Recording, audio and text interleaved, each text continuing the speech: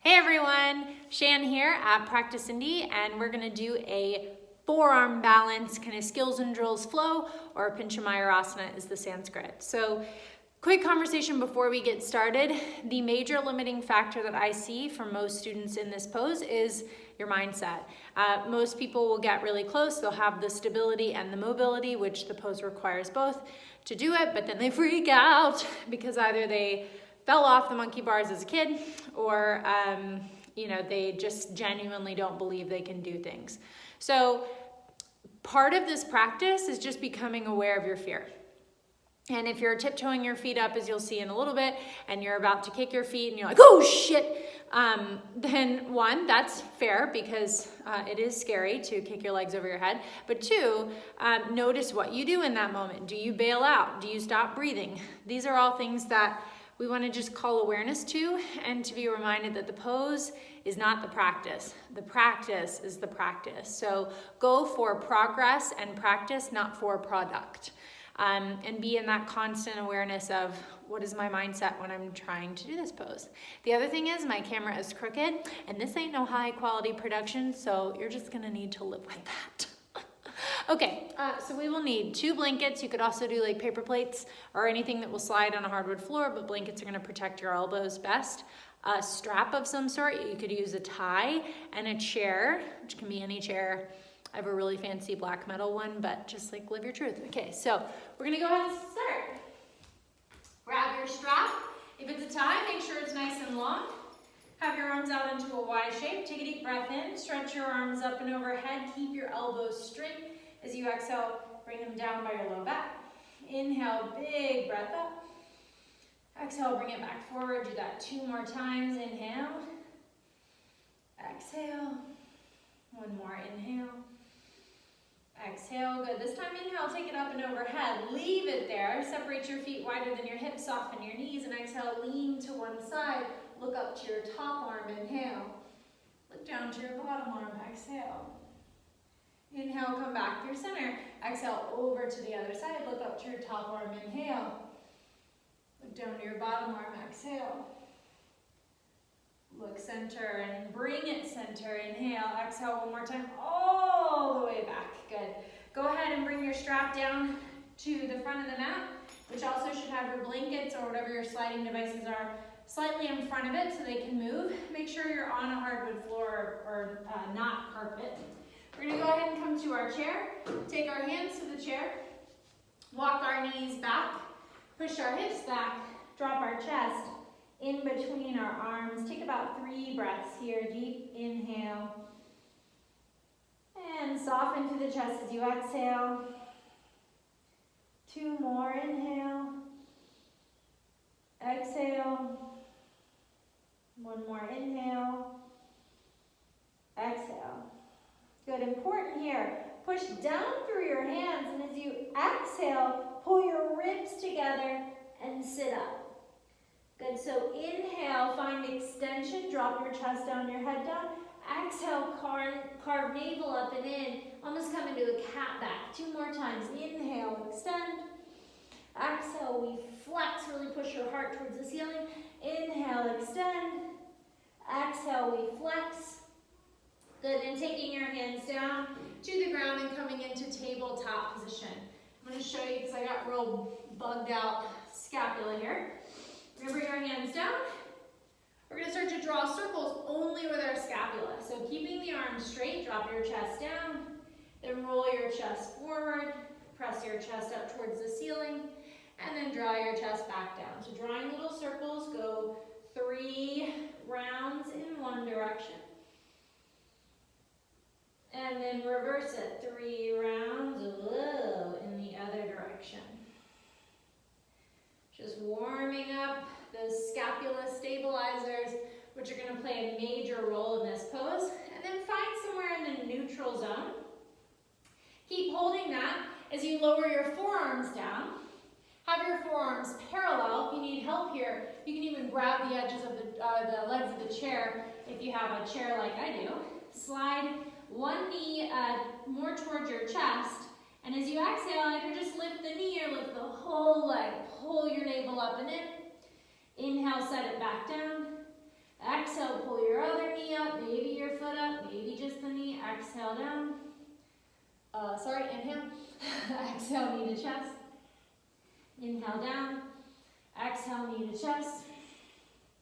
Inhale down, one more time each side. Exhale, knee to chest. Good, inhale down.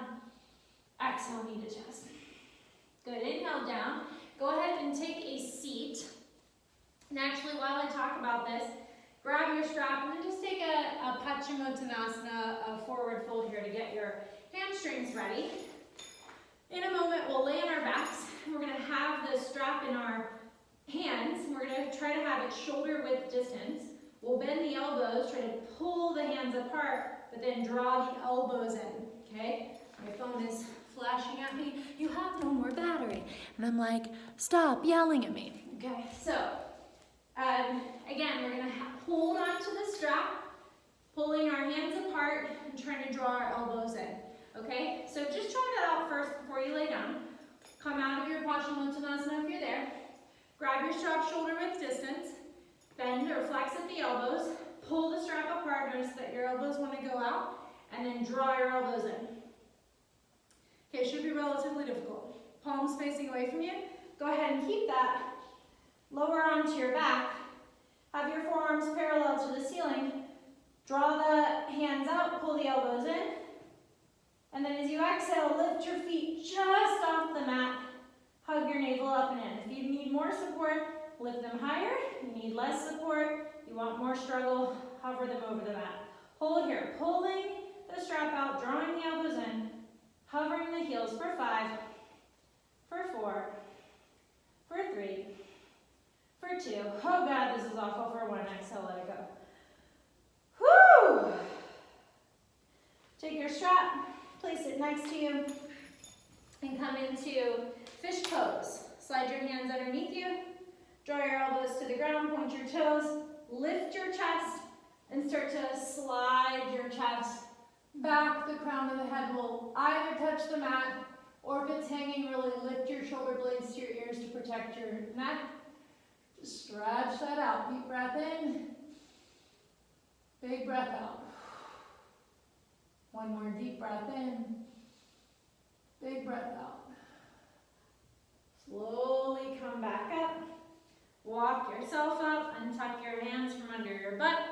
Move forward towards your blankets. All right, so if you've ever seen the movie Dodgeball, if you can dodge a wrench, you can dodge a ball. Same concept here, okay? If you can maintain dolphin in this, you can do forearm balance, all right? So if you're one of those people, it's like, I can't, I'm so not strong, I'm incapable. If you can do this, you can definitely do the pose. If you can't do this, stop it by just doing one arm at a time on the blanket, the other arm on a stable surface, okay? So we're gonna bring the blankets side by side on the hardwood or laminate floor.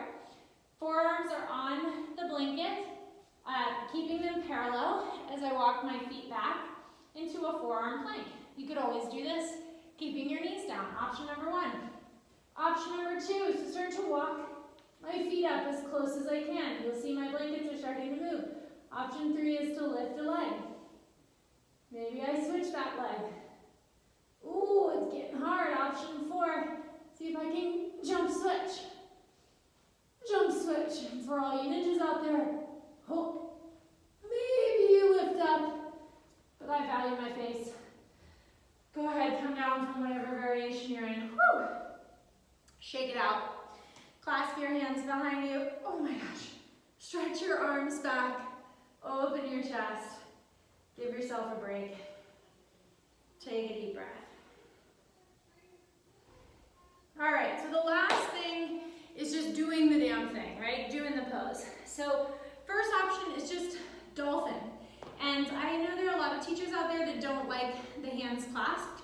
I personally don't have an issue with it, but there's certainly people who have an opinion against it.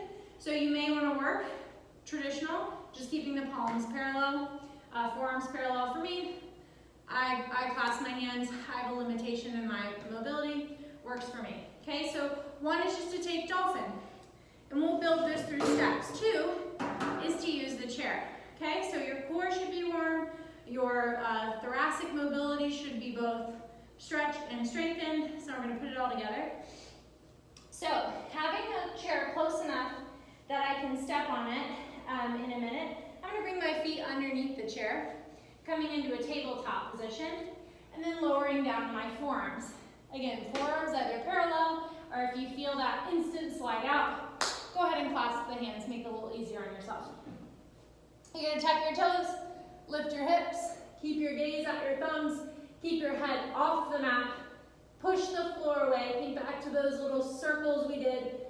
Find that stable position by pushing the floor away. Maybe we stay here. Maybe we lift a foot and bring it to the chair. We just see about lifting the other leg. If you feel an instant challenge there, just working the toes there and lifting the hips up.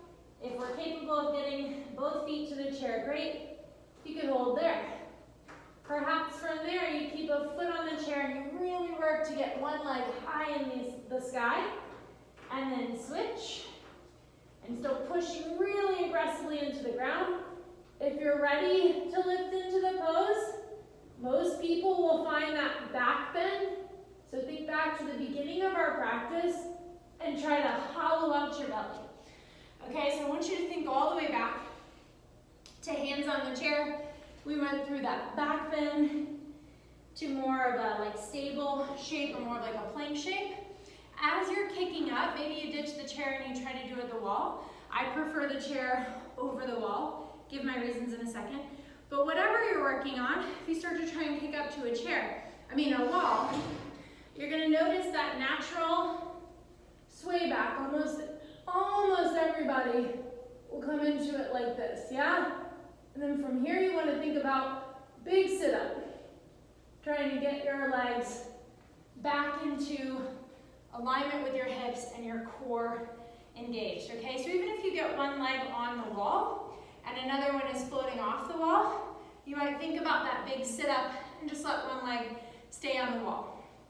I'm a big advocate for the chair because it doesn't give you a false sense of security. You're still doing the pose in the middle of the room. And it also forces your hips into a better position immediately versus the wall. You might cheat it by doing a back bend more just to get your feet to the wall. So there's some quick skills and drills. This is a really hard pose. So if it's not coming to you immediately, look at the places you struggle the most. Is it the mobility, the actual like flexibility, those drills we did at the beginning? Whoa. Is it more of the stability, like do you have even trouble isolating from a back bend to a core position? So just notice the places that you're struggling, kind of hone into those.